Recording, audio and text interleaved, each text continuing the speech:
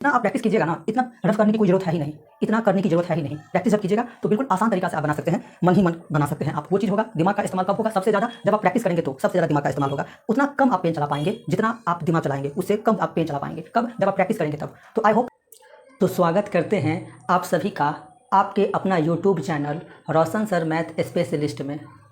हम पढ़ रहे थे टारगेट का ऑब्जेक्टिव गाइड 2025 के लिए, और वो भी 10th क्लास का। यह बुक आपको सारे बुक स्टोर पे मिल जाएगा और यह बहुत ही मस्त बुक है। कारण है कि इसमें चैप्टर वाइज PYQ जितने भी 10-12 सालों में पूछे गए हैं वो सारे क्वेश्चन आपको चैप्टर वाइज एक ही जगह आपको मिल जाएगा, वो भी ऑल सब्जेक्ट का, जिसमें मैं अभी मैथ पढ़ा रहा हूँ।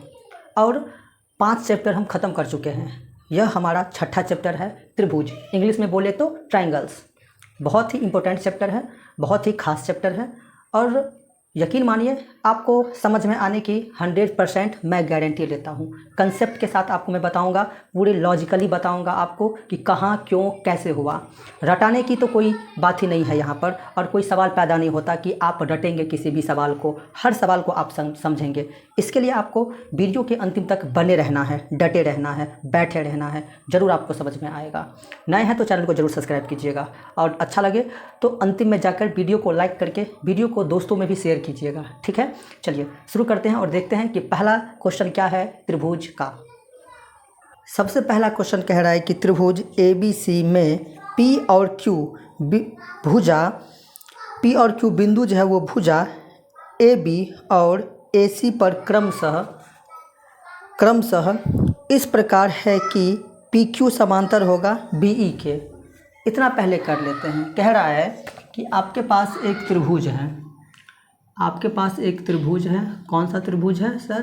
तो ABC एक त्रिभुज है जिसमें कह रहा है कि P और Q, ये बिंदु P है और यह Q है। P और Q भुजा AB और AC, भुजा AB और AC पर इस प्रकार है कि PQ समांतर है किसके? BC के। PQ जो है वो समांतर है किसके? BC के। ये PQ जो है वो समांतर है किसके? BC के, ठीक है।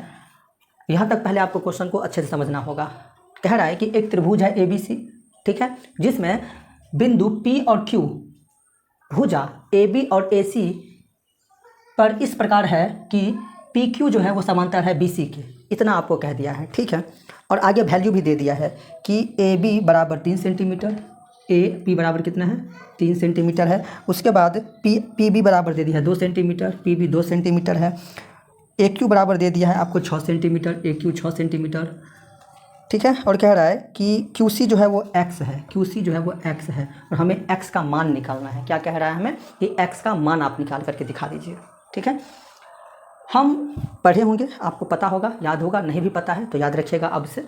अगर आप ऑफलाइन में नहीं पढ़े हुए हैं इस कंसेप्ट को तो याद रखिएगा अभी से कि किसी त्रिभुज की दो भुजाओं के समांतर, अगर यह भुजा इस दोनों के दो भुजाओं के समांतर अगर कोई रेखा खींची हुई होती है तो उनके जो ये भुजा और ये भुजा, मतलब AP बट्टा PB वो बराबर होगा किसके अनुपात के?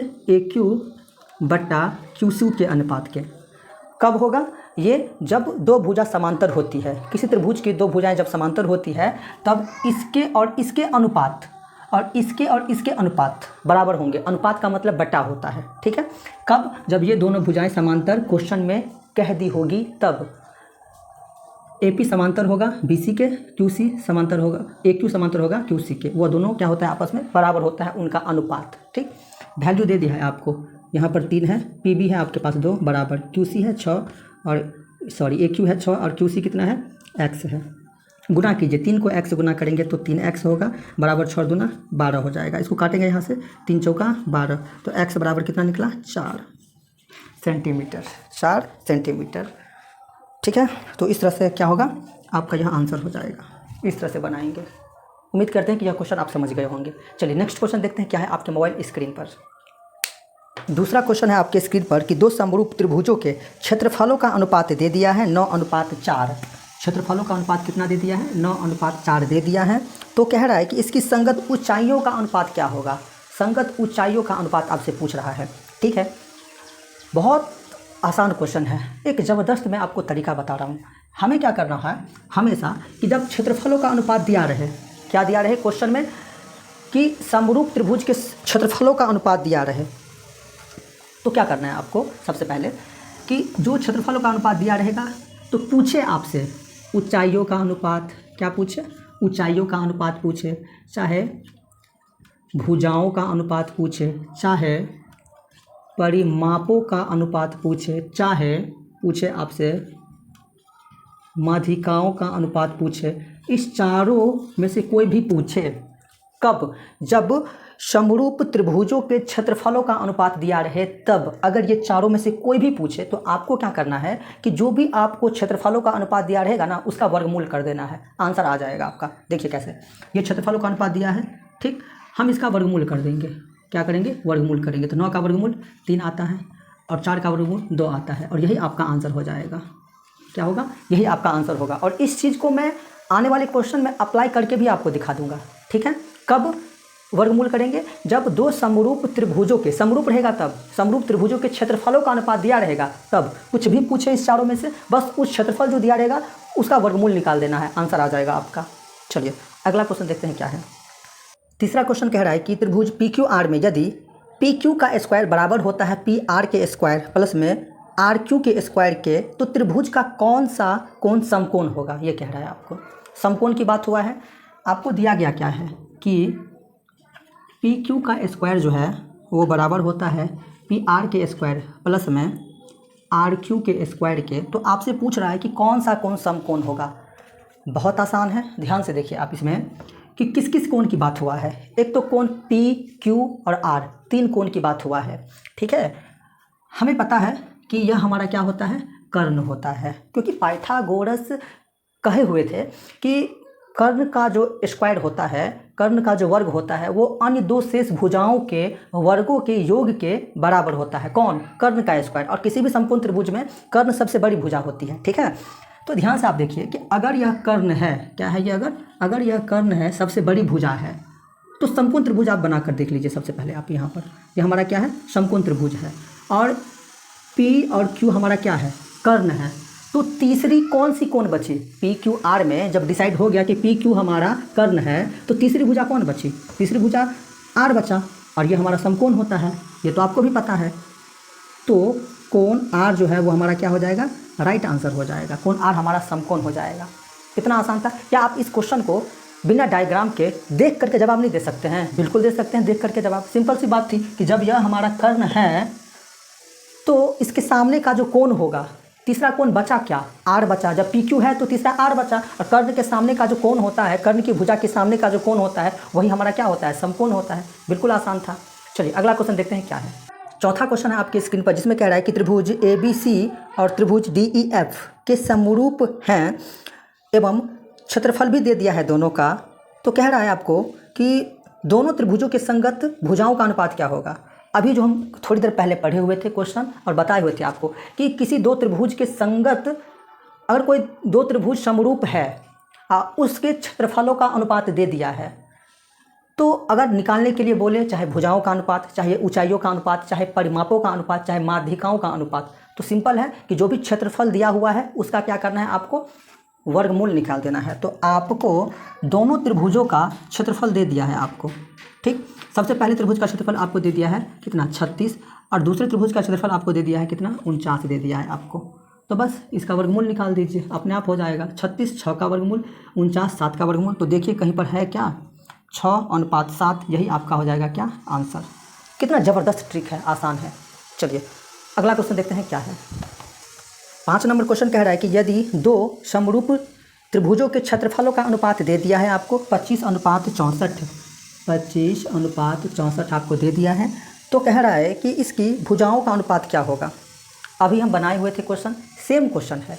जब 2 समरूप त्रिभुजों के क्षेत्रफलों का अनुपात दिया रहे और आपसे अगर पूछे चाहे भुजाओं का अनुपात, चाहे ऊंचाइयों का अनुपात, चाहे परिमापों का अनुपात, चाहे माध्यिकाओं का अनुपात, तो सिंपल सा आपको काम करना है, कि उस जो क्षेत्रफलों का अनुपात दिया है उसका वर्गमूल निकाल देना है। सिंपल है। 25, 5 का वर्गमूल, 64 का वर्गमूल कितना हो जाएगा, 8 हो जाएगा और यही आपका फाइनल आंसर हो जाएगा। कितना आसान था। चलिए छठा नंबर क्वेश्चन कह रहा है कि त्रिभुज ए बी सी में ए बी का स्क्वायर बराबर बी सी का स्क्वायर प्लस में सी ए का स्क्वायर, तो कौन सी बराबर क्या होगा। दिया क्या है आपको, कह रहा है कि ए बी का स्क्वायर जो होता है, ए बी का जो स्क्वायर होता है वो बराबर होता है किसके, तो बी सी के स्क्वायर आप प्लस में ए सी कहिए चाहे सी ए कहिए उसके स्क्वायर के। तो कौन सी का मान आपसे पूछ रहा है। आपको इस क्वेश्चन को देख करके कुछ फील हो रहा होगा। इस क्वेश्चन को देख करके आपको याद आ रहा होगा पाइथागोरस प्रमेय। क्या था वो पाइथागोरस प्रमेय।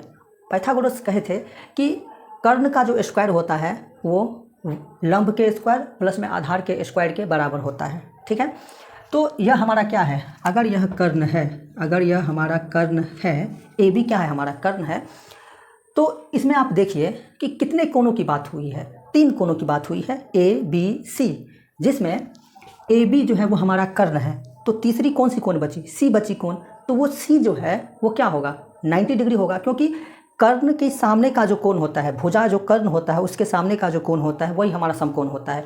तो कोण सी बराबर क्या हो जाएगा 90 डिग्री हो जाएगा। बन गया, कितना आसान था। समझिए इस तरह से आप मान लेते हैं कि यह हमारा एक क्या है समकोण त्रिभुज है, और अगर यह कर्ण है, कर्ण का स्क्वायर बराबर होता है लंब के स्क्वायर प्लस आधार के स्क्वायर के। ए बी जो है, ए बी का जो वर्ग होता है वो अन्य 2 भुजाओं के वर्गों के योग के बराबर होता है, ऐसे समझिए। तो अगर ए और बी अगर हमारा कर्ण है और यह हम जानते हैं कि यह 90 डिग्री है, तो ए बी के अलावे बचा क्या, कौन सा कोण बचा, सी बचा कोण, तो ये सी क्या है 90 डिग्री है, हो गया, यही आपका आंसर हो जाएगा। सिंपल सा था, कितना आसान था। चलिए अगला क्वेश्चन देखते हैं क्या है। 7 नंबर क्वेश्चन कह रहा है कि यदि दी गई आकृति में यदि ए बी सी डी एक समांतर चतुर्भुज है तो कोण ए सी बी की माप क्या होगी। डायग्राम सबसे पहले हम बनाते हैं। एक हमारे पास दे दिया है क्या, समांतर चतुर्भुज एक दे दिया है आपको, समांतर चतुर्भुज जो कि ये ए है, उसके बाद ये बी, ये सी और ये डी है। ये हमारा क्या है एक विकर्ण दे दिया है इस टाइप से, और ये हमको दे दिया है कितना, तो 70 डिग्री दे दिया है, और ये दे दिया है आपको 55 डिग्री दे दिया है। ठीक है, तो पूछ रहा है आपसे कोण ए सी डी, कोण ए सी डी पूछ रहा है कि क्या होगा, ए सी डी आपसे पूछ रहा है। अब बात यह आती है कि ए सी डी में ए पूछ रहा है या सी पूछ रहा है या डी पूछ रहा है, तो जो भी बीच में होता है ना वही आपसे पूछ रहा है, मतलब कौन सी का मान आपसे पूछ रहा है, ये आपसे पूछ रहा है कौन सी का मान पूछ रहा है आपसे, क्योंकि बीच में क्या है सी है तो वही है पूछ रहा है आपसे। ठीक है, अब ध्यान से एक चीज़ को आप समझिए कि जब दो समांतर रेखा को एक तिर्यक रेखा काटती है, जब 2 समांतर रेखा को एक रेखा यहाँ से जब काटती है उसको हम कहते हैं तिर्यक रेखा कहते हैं। तो यहाँ पर जो बनने वाली कोण होती है वो बराबर होता है यहाँ के बनने वाली कोण के, उसे हम कहते हैं एकांतर अंतः कोण कहते हैं। ये कोण के बराबर होगा कब, जब 2 समांतर रेखा को एक तिर्यक रेखा काटे, जब 2 समांतर रेखा को एक तिर्यक रेखा काटे तो यहाँ का कोण जो है वो बराबर होगा यहाँ के कोण के। क्यों, क्योंकि वह अंतः एकांतर कोण बनाता है, इस कारण से। तो अगर यह हमारा है 70, इसका मतलब ये भी हो जाएगा कितना 70 डिग्री हो जाएगा। अगर यह 70 डिग्री है इसका मतलब ये भी हमारा क्या हो जाएगा 70 डिग्री हो जाएगा। ठीक है, बात समझ में आ गया ना।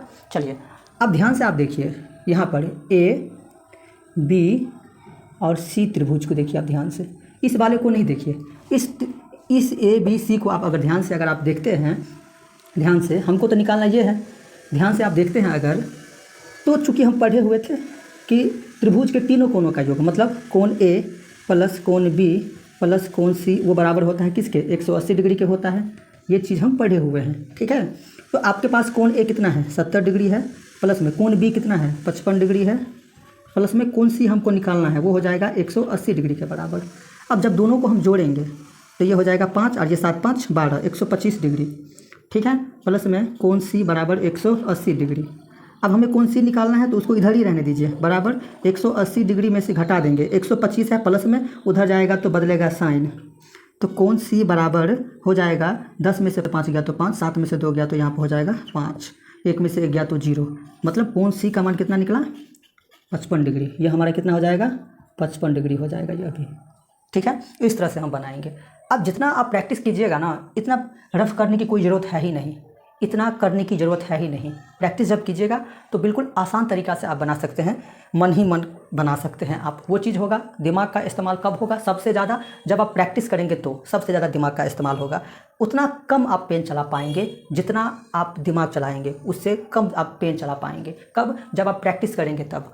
तो आई होप यह वीडियो आपको अच्छा लगा होगा, समझ में बात आई हुई होगी, पूरे दिमाग में उतरा होगा। तो आज की वीडियो में इतना ही रहने देते हैं।